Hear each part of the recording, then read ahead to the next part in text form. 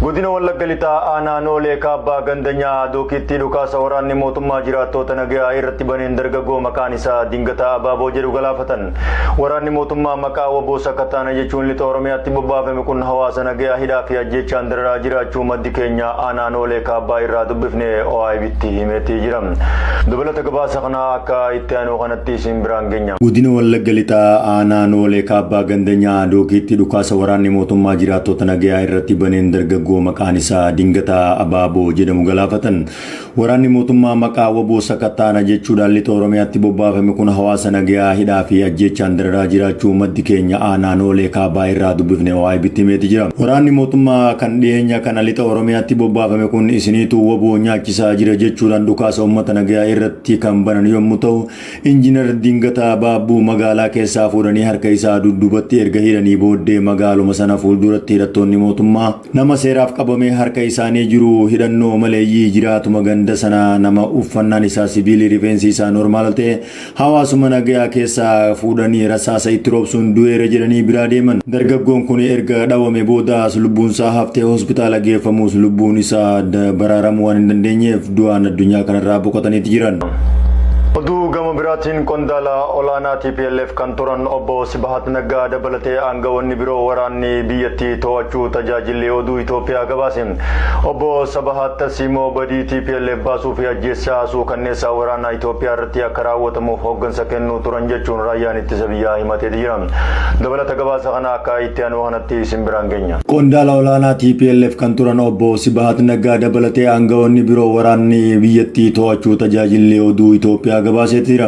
Obbo Sibahat Tarsiimoo badii TPLF baasuu fi ajjeechaa suukanneessaa waraana Itoophiyaa irraa akka raawwatamuuf hooggansa kennaa turan jechuun raayyaan ittisa biyyaa himateeti jira. Hoogganaa kutaa boobbii waraana Itoophiyaa Birgaadeer Jeneraal Tasfaayee Ayyaala waabeeffachuudhaan tajaajilli oduu Itoophiyaa akka gabaasetti obbo Sibahat iddoo dhokatanii yoo qabaman eegdonni isaa hundi ajjeefamaniiru jedhan. Obbo Sibahat Naggaa adda bilisa baasaa uummata Tigraay keessatti qabsaa'aa idilee irraa kaasee hanga aangoo olaanaa kan gahan TPLF keessatti nama siyaasaa maqaa guddaa qabanidha jedhan. Bara 2018 irraa eegalee wayita Abiy Ahmed gara aangootti dhufan namoota siyaasaan soorama bahan keessaa tokkodha.